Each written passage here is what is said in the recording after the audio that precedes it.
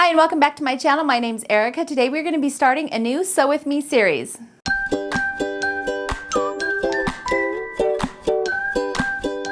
So a lot of you have asked for a block of the month type of sew along, and so that's what we're going to be starting today. So I'm just going to call this my Sew With Me series because that's what we're going to be doing, sewing together, and this will be the summer 2021 version. And we're going to be making a different quilt block in each of the videos. By the end, we're going to make 12 blocks and we can put them together in a fun sampler quilt. I'm going to be sewing with my scraps, so everything is going to be super scrappy. There's not going to be formal fabric requirements. It's just one block, and so you're just going to need minimal fabric for each one.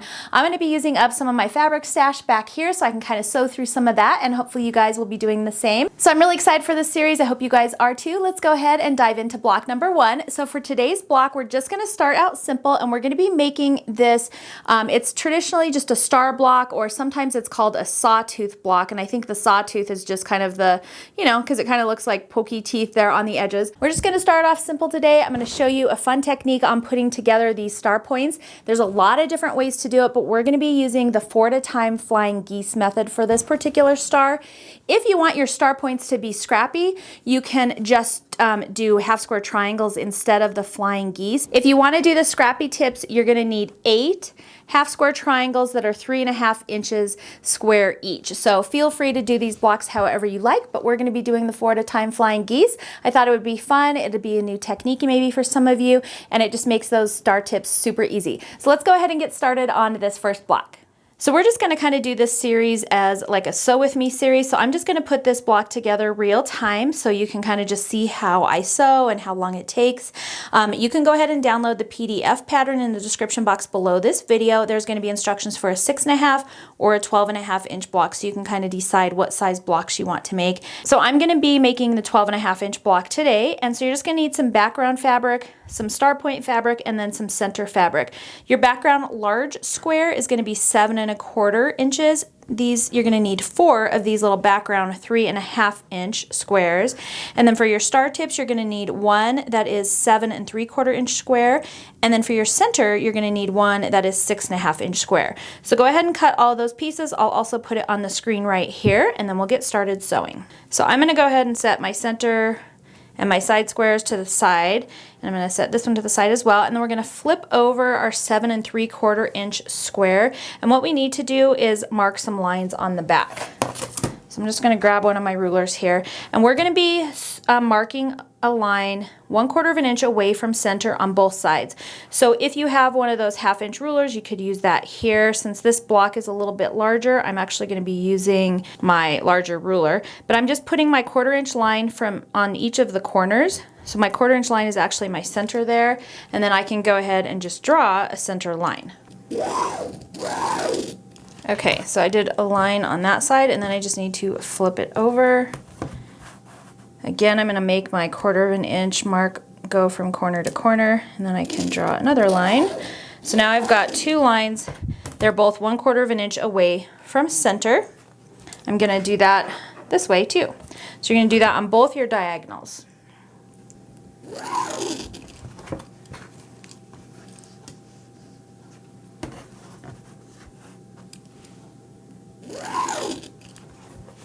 Okay, and now that we have lines drawn for both of our diagonals on both sides of our center line, now we're actually going to cut this square in half like this. Okay, so I'm just going to go ahead and line up my ruler, making sure I hit both of those points, and then I'm also looking down here to make sure that I've got that nice and lined up as well down here.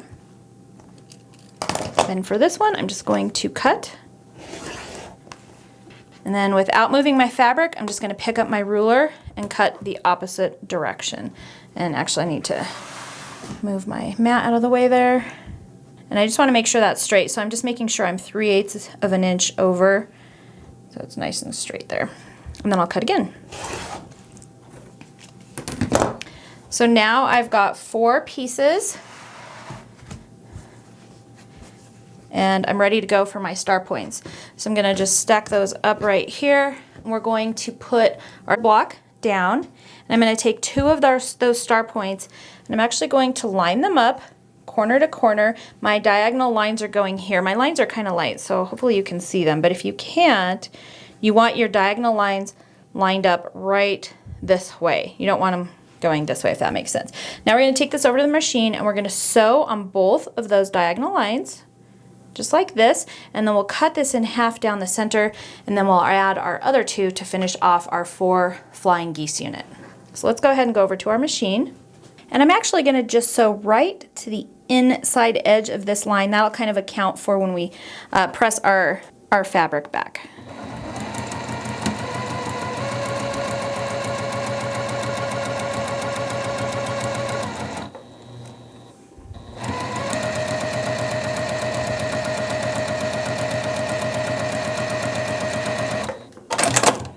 And then I'm just going to turn it around and go down the other side.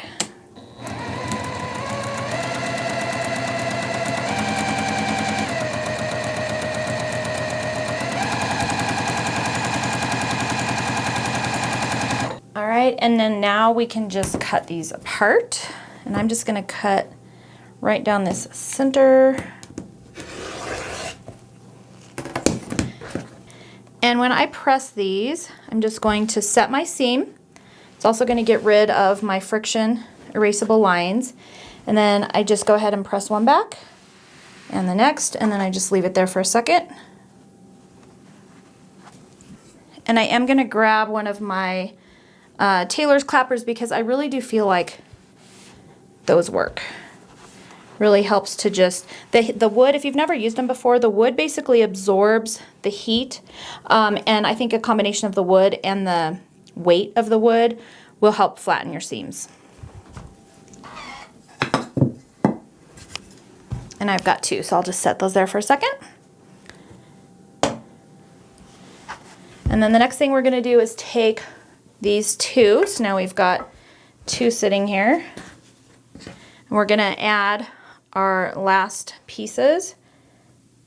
So we're just going to line those up right along that bottom corner. Again, our diagonal lines are going this way. And we're going to take these over to our sewing machine and do the same thing. And we're just going to sew, just make sure everything's nice and straight there. We're just going to sew right down these seams and just a little bit to the inside of the lines.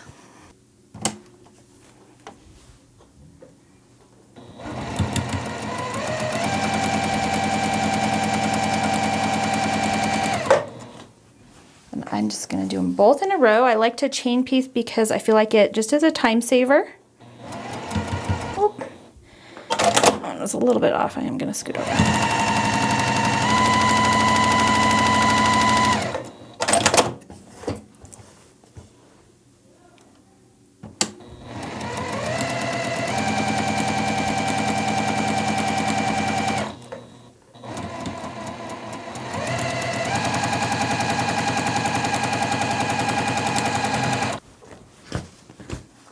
And here we are.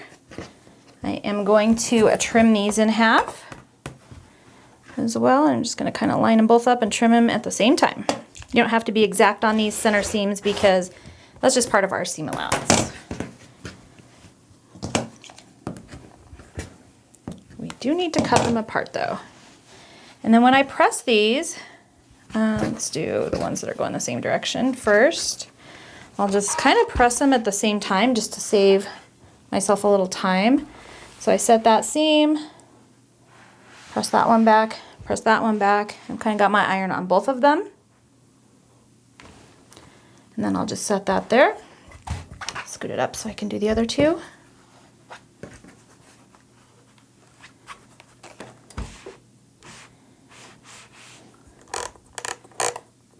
Also need to turn up my iron. My daughter was using this and I think she was pressing something that didn't need to be quite as hot.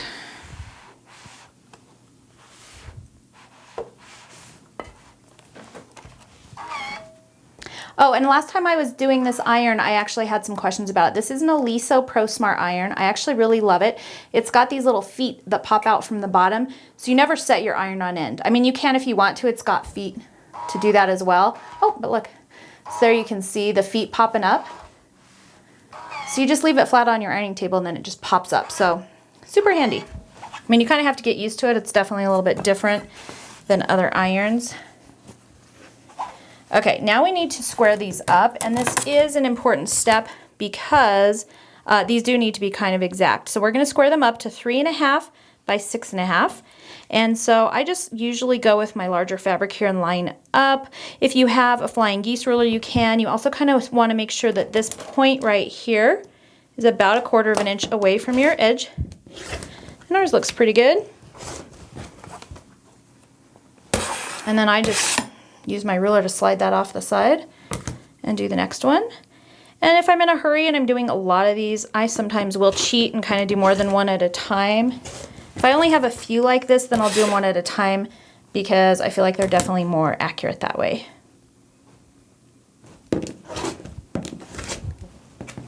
And some of them might be really close depending on how accurate your seam was.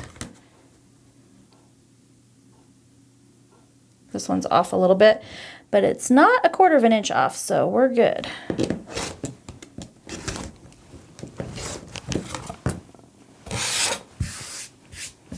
So those are done. Hard part is done. Now we can just arrange our star points just like so. And now we're going to go ahead and get out, and I'm just going to press these a little bit because they're a little bit wonky. We're going to go ahead and get out our background squares. These are 3.5 inch squares, and you're just going to need 4 of them. And if you have a directional print, you can kind of make sure that's going the right way. And then our center. So now I can just assemble my rows. So 1, 2, 3. And I like to just chain piece, especially if I'm doing a lot of these stars or a lot of, you know, any one block. So I'm just going to lay this second row on top of the first row. And I'm just going to take this over to my machine and just sew 1/4 inch right down this edge.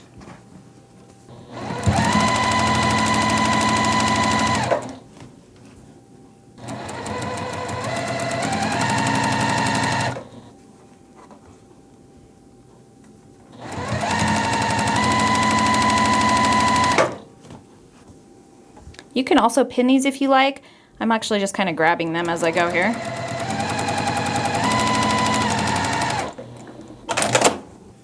And then we can just bring this back over, open them up like this, and then we'll add these. And I just flip them over because I have definitely sewn one before where my star points were going the wrong direction. So I just like to flip these over like this. That way I know they're all right. And then for this row, just because it's going to be kind of dangling off my machine, I am going to add a pin on each one. And when we get to the machine, I'll kind of talk to you about preserving these star points right here. You can pin as many times as you like. This is good enough for me.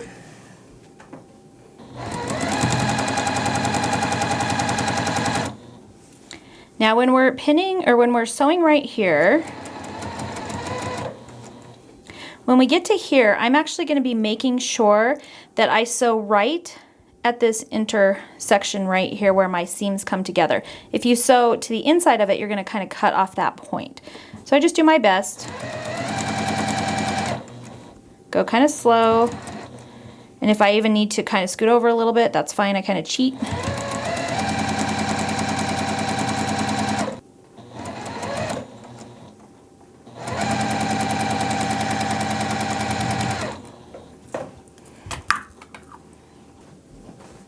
So here is our block, and now we just need to press it. And the easiest way to press these kind of plain star blocks, and I'm going to scoot this over so you can see it a little bit better. The easiest way is to press towards the strip with the least resistance. So I'm going to actually press these top rows out towards my corners, and then I'll press the inside row towards the center. And I don't know if you can see on camera, but my seams are already kind of naturally folding that way because there's no seams on that side. So it's kind of like the path of least resistance. So I'm just going to go with what my fabric is asking me to do. If there's seams on both, then I usually try to press towards the dark. But this one, I think will work out better if we press it this way.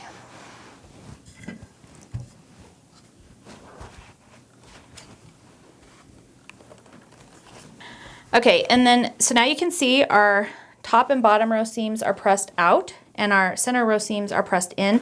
And that's gonna allow us to do what we call nest our seams together, which is gonna help us get nice, crisp points at these junctions, okay? So I'm gonna flip this over. I'll try and do a close-up here for you so you can kind of see better. Okay, so you can kind of see that this seam is going to the left and this seam is going to the right. So I'm just gonna stick a pin there, and I usually go in one side and then out the other side of that seam. So kind of to the right of the stitch line and then to the left, okay? And I'm gonna do that on this one as well. That's gonna hold those seams in place. And then I'm actually going to do this one as well. So we'll fold this down. Again, nest those seams, and I kind of just press them until I feel them just butt right up next to each other. And you can feel it because it just feels nice and flat. You don't see like a lump right there where your seam is. And yes, I did just poke myself. Hazards of the job. Okay, now I'm going to take this over to my sewing machine and just sew right along these edges, and we'll be done with our star block.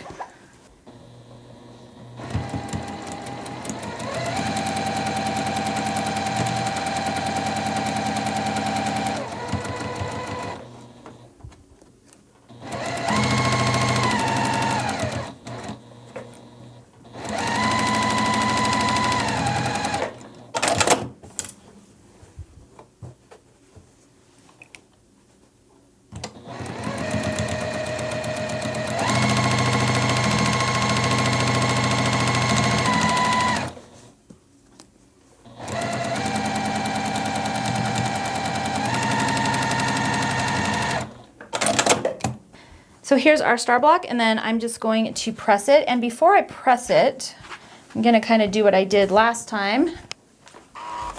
I'm gonna just set those seams like so. And I guess I didn't do that when I pressed the rows, but I usually do try to remember that. And then I'm just gonna push it open. And you can do these seams open if you like. You can press them open if you like. I'm not going to bother because this just doesn't have as many seams. I don't feel like it's super bulky, so we're good there. I'm just gonna press them down.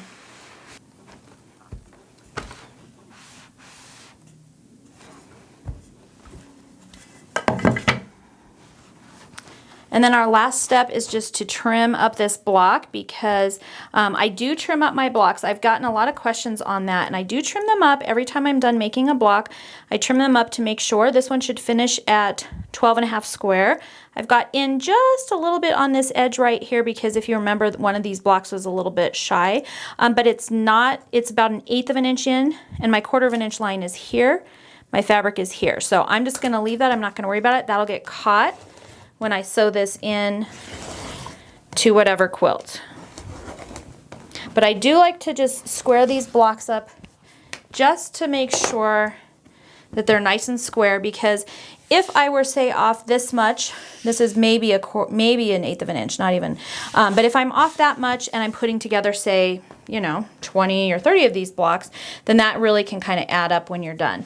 So here it is. Here's our finished little star block. This was super easy. There's a lot of different ways to make these star points, and you can make them scrappy so they're each a different color. You can do these with half square triangles instead of the 4 at a time flying geese method. You can do them 1 at a time flying geese method. There's just a lot of different ways to put this together. I just thought this would be the easiest for you guys, and also teach you maybe a new technique of the 4 at a time flying geese. All right, guys, that is it for block number 1. This is our sawtooth or star block. I hope you enjoyed this video tutorial. We have more blocks coming, so stay tuned for this new Sew With Me series. I hope you guys like it. I will add it to a new playlist below my channel as well. So if you scroll down on my channel, you'll see the playlist, and it'll just be called Sew With Me. And so anyways, super fun. I had a good time sewing with you guys today and using up some of my scraps. I hope you did too. If you did, please make sure to thumbs up and subscribe. That way I know to keep making these fun videos for you. And if you hit the notification bell, you'll get notified anytime I release new videos, so you won't miss out on any of the fun. Thank you so much for joining me today, and I will see you in the next one. This is basically going to be my summer Sew With Me 2021, I don't know, sew along series. I'll think of a better name for that in just a minute. And this will be the summer 2020, 1, 2, 3, 4, 5, 6, 7, 8. So I'm gonna set my center and my sides. Let's see, darn it. This is why I edit. So I think all of our points turned out pretty good. This one was just slightly off, and actually I think that was just due to my pressing. So I could fix it, but I don't know if you can see, but I actually just didn't press it very good right there. So if you do have something that's off like that, take a look at your seam there and just see if you can maybe just fix it by hitting it with the iron, because I think I can. There we go.